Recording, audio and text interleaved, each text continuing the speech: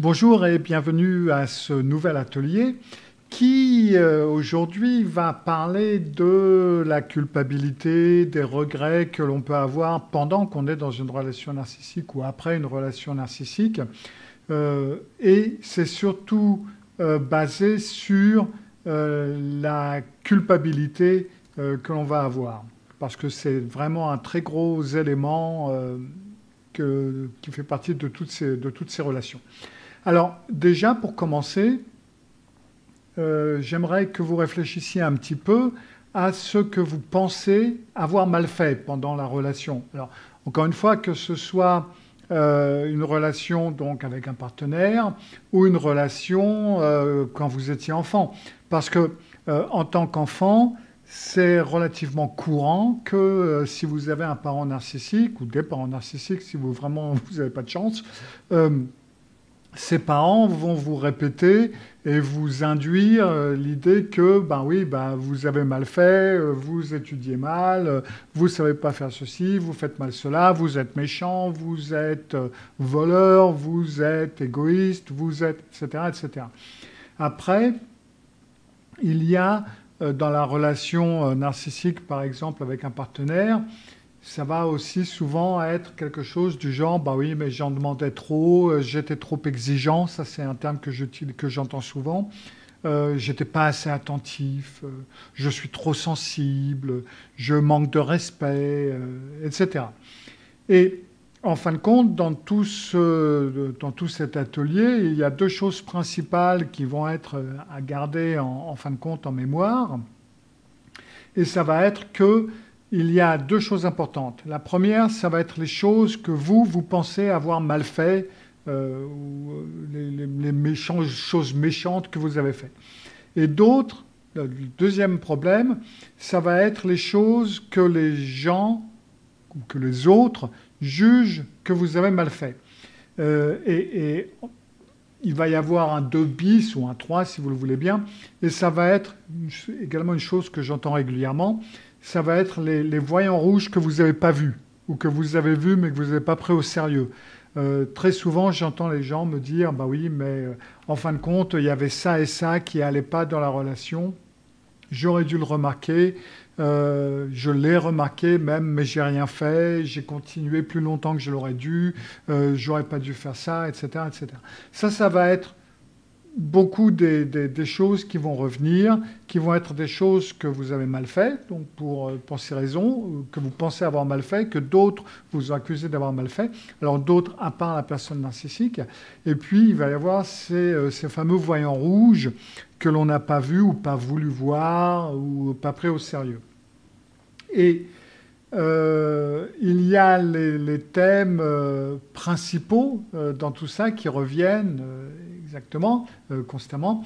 Et c'est que, alors le plus souvent, on n'est pas dans le meilleur de la forme, on est dans une situation, et ça on reverra un petit peu plus en détail un peu plus tard, on n'est pas dans une situation où on peut donner le meilleur de nous-mêmes, que vous soyez enfant ou que vous ayez été enfant dans une famille narcissique ou que vous soyez membre d'une famille narcissique ou d'une famille où il y a des membres narcissiques, ou que vous soyez dans un couple avec un partenaire, ben, en fin de compte, il n'y a jamais un moment où vous êtes au meilleur de vous-même parce que vous êtes toujours en train de... vous êtes toujours en challenge, en fait, où vous vous dites, mais comment est-ce que je peux faire mieux que ce que j'ai fait jusqu'ici? Surtout que, quoi que vous fassiez, on va vous répéter que ben, vous faites mal les choses. De toute façon, vous ratez les choses, vous ne faites pas bien, vous ne savez rien faire, vous avez fait exprès de faire ceci et de cela, etc. Et donc, ça finit par vous mettre dans une façon de penser, dans un thème, en quelque sorte, qui est, en fait, c'est peut-être parce que moi, je suis programmé à mal faire les choses. Je suis mal fait à l'intérieur, il y a quelque chose qui ne va pas chez moi, et du coup, c'est ma destinée de continuer à faire ces problèmes, à faire ces erreurs, à commettre ces erreurs. Et en fin de compte, non. On n'est généralement pas programmé à faire une certaine forme de bêtise. Ça reste à prouver, dira-t-on. Mais, oui, on peut être persuadé de l'être, ce qui est quand même une grosse différence. Alors, en règle générale, il va y avoir des comportements, ce qui nous mène à penser ce genre de choses, c'est que on a des comportements quand on regarde en arrière, quand on regarde un petit peu ce qu'on a fait, on va se dire, ben voilà, j'ai fait certaines choses j'ai eu des comportements qui n'étaient pas corrects, que vous ayez été enfant ou que vous ayez été dans une relation. Mais en fin de compte, ça va être le genre de choses, quand on regarde ces comportements, qui vont vous bloquer dans la relation dans laquelle vous avez été. C'est-à-dire, par exemple, on va dire, vous allez dire, bah oui, j'ai texté mon ex à un moment donné parce que j'en avais tellement marre que lui, il texte avec toutes ses ex, machin, etc. Et ben moi, j'ai texté mon ex à un mauvais moment. Donc, en fin de compte, ça veut dire que moi, je suis une mauvaise personne, donc que je suis comme lui ou que je suis comme elle. Et donc, du coup, voilà, quoi. On est pareil. Donc, moi aussi, j'ai mal fait. On est deux morceaux de la même pièce et rien ne me permet de dire lui il est mauvais ou elle est mauvaise et moi je ne le suis pas, puisque moi aussi j'ai fait ce genre de choses.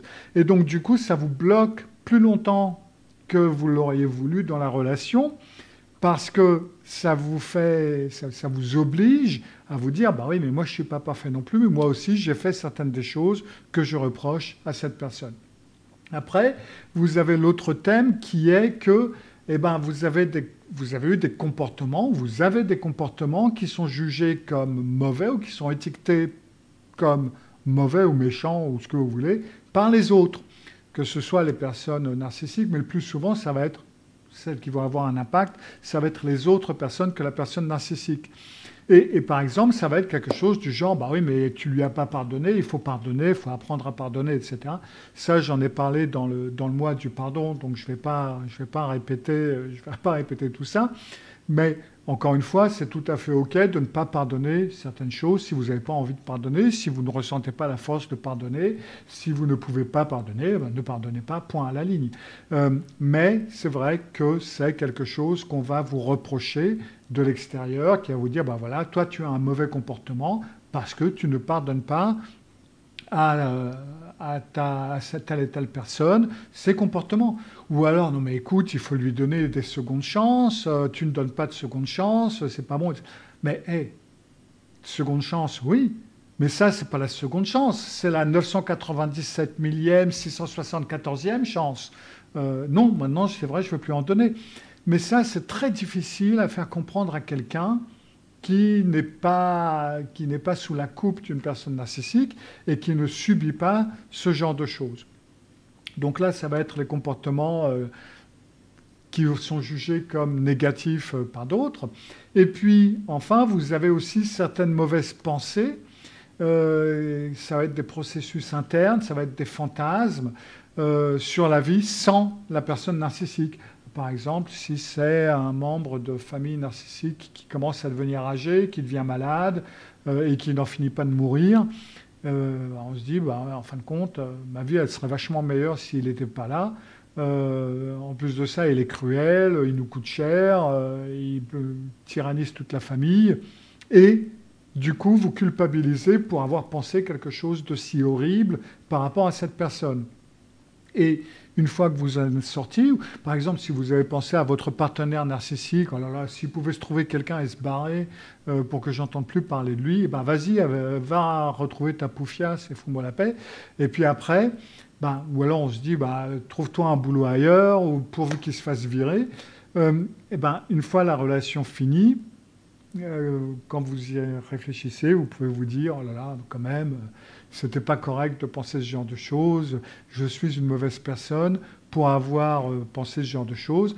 Et donc, du coup, ça va renforcer cette idée que c'est votre façon d'être, c'est votre destinée, c'est la façon dont vous êtes, ça va être le chemin de votre vie. Or, c'est pas vrai. Personne n'est destiné à une certaine vie. Alors je sais que ça pourrait être sympa sur certains points, mais ça ne marche pas comme ça. Et c'est vrai que les histoires passées vont vous laisser vulnérable à ce blocage. Parce que ces histoires, même si elles sont traumatiques, c'est quelque chose de familier. Ça revient constamment. Et ça fait, en fin de compte, que c'est une des clés, c'est un des points clés de ce fameux lien traumatique. Ça fait partie de l'histoire, ça fait partie d'un rythme de vie qui va se répéter. Vous savez parfaitement qu'il va y avoir telle et telle chose, ça va être mauvaise, mais après, ça va vous permettre de remonter la pente, ça va être la fameuse montée vers la montagne russe avant de redégringoler. Donc cette familiarité, cette chose qui se reproduit régulièrement, c'est un point clé du lien traumatique, et ça va faire que vous allez le prendre comme une destinée, justement, comme quelque chose qui est, voilà, c'est comme ça. Et aussi, il y a cette idée que je ne peux pas sortir de ce cycle. J'ai eu ce même cycle, j'ai eu ces mêmes problèmes avec tel partenaire, avec tel partenaire, avec tel partenaire. Donc le problème, c'est bel et bien moi. C'est peut-être moi qui suis maudit, c'est peut-être moi qui attire les mauvaises personnes, ou alors, tout simplement, je suis cassé. Il y a quelque chose qui ne marche pas en moi, et donc, voilà, c'est ça. Donc non, personne n'est maudit.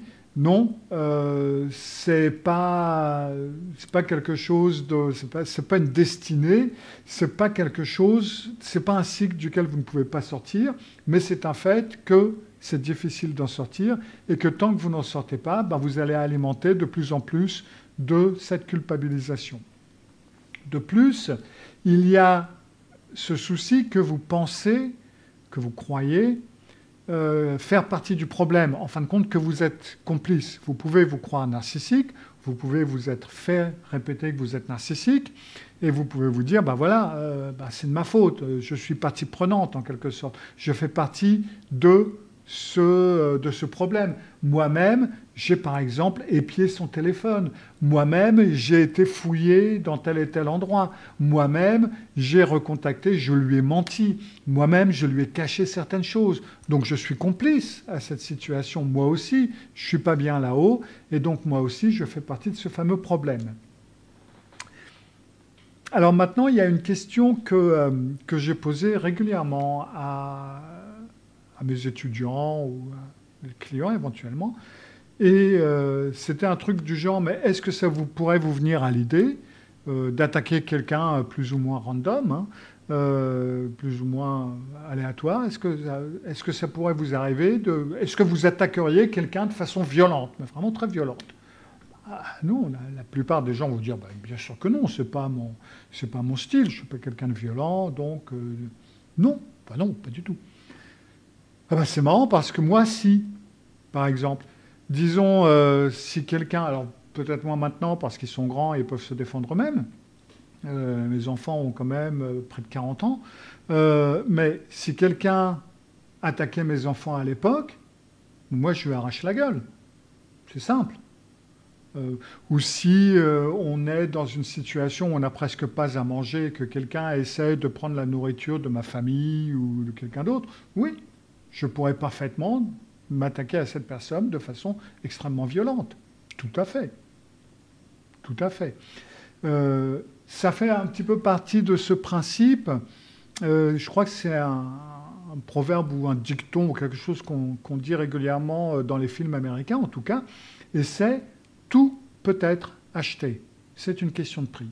Vous pouvez voler, vous pouvez mentir, vous pouvez devenir violent si les planètes sont alignées de cette façon, s'il y a certaines conditions qui sont réunies, si vous vous sentez menacé, s'il est question de survie, s'il est question de ce que vous voulez. Si on parle de survie, si vous voyez des interviews avec des personnes, je me souviens lors du naufrage de ce ferry qu'il y avait, c'était entre la Norvège et le Danemark, Scandinavian Star, ça devait être dans la fin des années 90, où un grand ferry scandinavien, donc entre la Norvège et le Danemark, a coulé tout simplement. Et les gens étaient en panique et se sont sauvés. Il y a eu énormément de morts.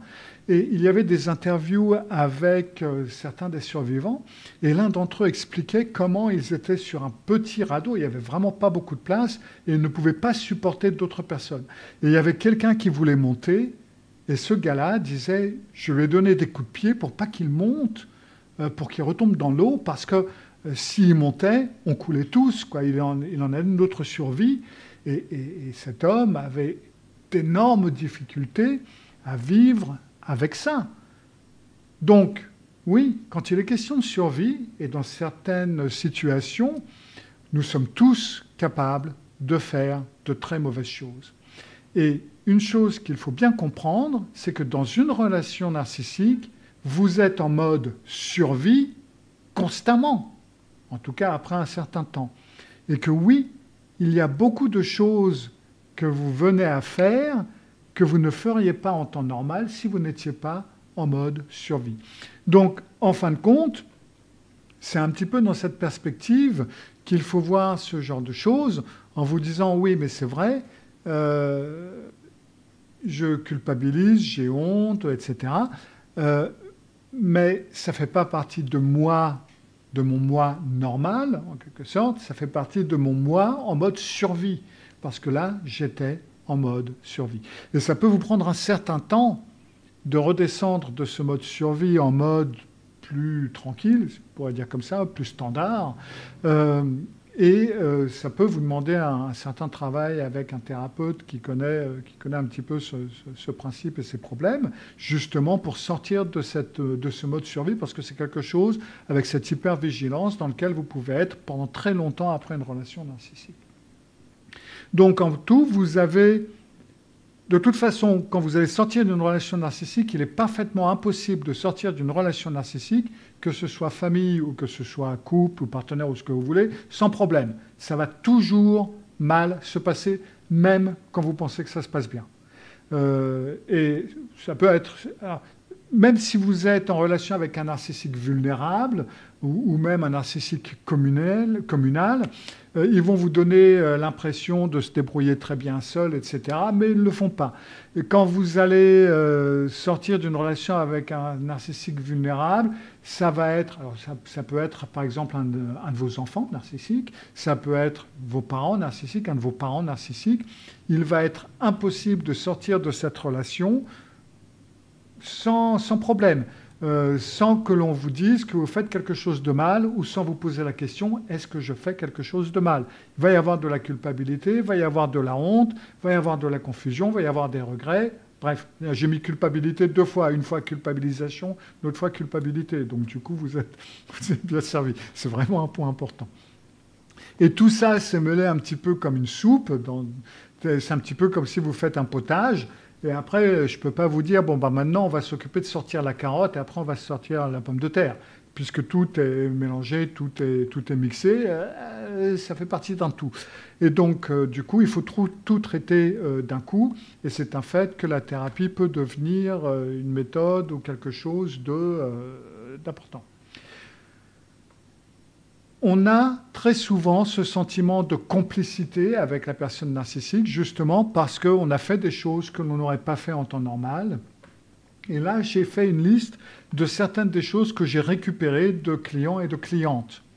Donc ça a été... Alors, ce n'est pas une liste exhaustive, hein, c'est juste une petite liste qui peut vous dire, ben voilà, voilà un petit peu le genre de choses. Hein. Ça va être de regarder ce qu'ils avaient de leur téléphone portable, même de mettre des mouchards dans leur téléphone portable, flirter avec d'autres personnes pour que la personne narcissique me remarque, crier ou les insulter, dire des choses méchantes à propos d'eux, envoyer des textos à un ex tout en étant toujours avec lui ou avec elle, ne pas dire à la personne narcissique la date d'un événement parce que dans ce cas-là, on sait qu'on va lui dire trop tard pour qu'il puisse y assister, être heureux quand il ne peut pas venir à un événement où moi je vais, ne pas les défendre quand ils sont attaqués, même si en fin de compte ils sont attaqués injustement, se sentir plutôt heureux quand il y a quelque chose qui va mal pour eux, leur disant tiens c'est bien fait pour ta gueule, leur mentir, et puis apprécier la compagnie de quelqu'un d'autre d'une manière qui leur semblait mauvaise ou qui leur semblait quelque chose à ne pas faire. Encore une fois, Tout ça, c'est juste une petite liste de certaines des choses qui me sont venues à l'idée, que les personnes m'ont dit et répétées. Vous pouvez sûrement compléter cette liste de votre cru avec des choses du même genre. Mais tout ça, ça va vous faire vous sentir complice dans la relation toxique et partie prenante dans la relation toxique, et vous-même vous faire ressentir ou vous faire penser que vous êtes une personne toxique. Entre autres, il y a aussi certains moments où vous allez vous défouler sur d'autres personnes à cause de ce qui se passe ou de ce qui s'est passé dans la relation quand vous y réfléchissez. Ça peut être avoir été impatient avec les enfants ou avec un animal, hein, ou avec une autre personne, être distrait, s'emporter contre différentes personnes, ou être brusque, sec avec les gens au travail. Par contre, vous allez vous passer les nerfs, en quelque sorte, sur quelqu'un d'autre, que ce soit une personne, que ce soit un animal.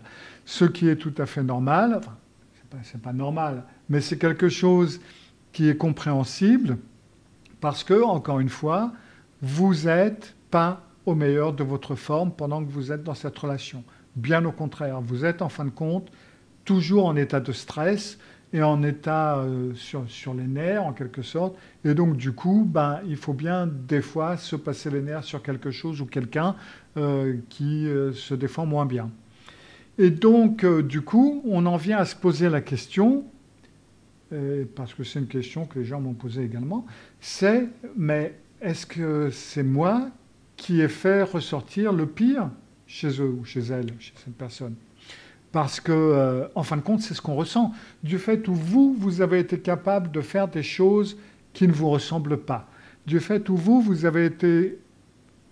vous avez possiblement fait des choses, pensé des choses qui ne sont pas vous, qui ont été le pire chez vous. Ces personnes-là ont fait ressortir le pire chez vous. Est-ce que donc, par effet miroir, est-ce que ce n'est pas vous qui aurez fait ressortir le pire chez eux, en fin de compte? Eh bien non, c'est pas parce que vous ressentez qu'ils vous ont fait ressortir le pire que c'est ce que vous faites chez les autres. Parce que c'est généralement l'inverse. En gros, si vous faisiez ressortir le pire chez ces personnes, c'est parce que vous pourriez faire ressortir le pire chez tout le monde. Or, ce n'est pas le cas. Pas vrai. Vous avez des amis, vous avez eu d'autres amis, vous en avez peut-être moins maintenant si votre narcissique vous a fait couper les ponts. Mais ce qui s'est passé, c'est que d'un côté, ces personnes ont fait ressortir le pire chez vous, et après ont utilisé de réalitorsion, ce qu'on appelle aussi le gaslighting, mais donc c'est la réalitorsion en français. Et puis c'est ce fameux système Darvo dont j'ai parlé dans une vidéo YouTube, en tout cas. Darvo qui est donc défense, attaque, renversement, victime, offenseur. C'est-à-dire que lorsque la personne narcissique a fait quelque chose de négatif, déjà elle va se défendre de l'avoir fait, après elle va passer à l'attaque, et après elle va renverser les rôles en se faisant passer pour la victime et vous pour la méchante personne. Et donc c'est ce qui vous fait penser que vous avez fait ressortir le pire chez eux, alors qu'en fin de compte, c'est plutôt l'inverse. Alors, oui, on vous a dit que vous avez fait de mauvaises choses. On vous a dit, par exemple, la personne narcissique vous a dit que vous êtes ingrat, vous êtes égoïste, que vous êtes avide, parce que vous pensez à vous à un moment donné. C'est vraiment horrible de penser à soi. Donc, bien entendu, ça a été désigné comme égoïste ou comme ingrat parce que vous n'avez pas été suffisamment reconnaissant pour quelque chose qui a été fait envers vous, parce que vous n'avez pas suffisamment mis cette personne sur un piédestal. Surtout aussi si vous montrez des émotions, surtout des émotions négatives, et surtout si vous montrez de la colère. Si la personne narcissique vous a poussé à un tel point que vous vous mettez en colère, non, c'est absolument inacceptable. Comment est-ce que vous pouvez oser être en colère alors que je fais tout pour toi, tu n'es jamais content, ou alors pourquoi vous êtes triste, comment vous pouvez oser être triste? Et puis alors ça peut aller loin, hein. Moi j'ai entendu des narcissiques, qui m'a été rapporté, des narcissiques qui se sont plaints que leur copine avait leurs règles, par exemple. Mais comment oses-tu avoir tes règles? En fin de compte, il ne faut pas déconner, c'est une mauvaise excuse. Ou alors être malade, que ce soit un homme ou une femme, parce que personne ne peut être malade au point du narcissique. Donc si vous êtes malade, mais comment est-ce que vous pouvez vous faire ça? Ou est-ce que si vous ripostez, si vous n'acceptez pas certaines choses, c'est vous qui êtes difficile, c'est vous qui êtes jamais content, c'est vous qui faites toujours des problèmes. Ou alors, par exemple, alors là, des fois, on peut se demander si on n'est pas retombé dans la matrice en se disant, mais t'es pas assez soutenant, tu me soutiens jamais, tu fais jamais rien pour moi, moi je suis toujours là pour toi, etc. Vous dites, non, attends, j'ai rien fait d'autre, quoi. Jusqu'ici, j'ai toujours été à tes côtés, mais apparemment, c'est pas suffisant, quoi. De toute façon, ça sera jamais suffisant. Et puis, ben, si vous vous désengagez, ben oui, ça aussi, ça va pas être acceptable. Donc, de toute façon, beaucoup des choses négatives qu'on vous a dit que vous faisiez, la question est, mais est-ce que ce sont des choses négatives? Après, il y a cette auto-culpabilisation, en quelque sorte, du fait où vous jugez vos pensées. Et alors, il y a un mot danois que vous pouvez voir là, qui s'appelle skadefryd. Oui, parce que le Y en danois, ça se prononce U, et le D, il est prononcé de façon assez légère. Bleu, voilà. Donc c'est skadefryd. Voilà. Et ça, la skadefryd, ça va être... Alors, skade, c'est faire du mal. Fryd, c'est être heureux ou être satisfait, être content, être joyeux. Et c'est, en fin de compte, être content du mal qui arrive. Quand il arrive une tuile à quelqu'un, eh ben, vous vous en félicitez, vous en êtes content. C'est ce qu'on appelle skadefryd. Je l'ai traduit par joie maligne, mais je ne sais pas si c'est le terme français qui correspond. Donc, voilà. Ça peut vous arriver dans une relation narcissique où il va arriver une tuile à votre narcissique, et puis vous allez vous dire, tiens, bien fait. Et ça, du coup, un peu plus tard, on risque de le regretter, on risque de se dire, ouais, bah, en fin de compte, là, c'était pas sympa, et j'aurais pas dû avoir ce genre de pensée. Et en fin de compte, ce que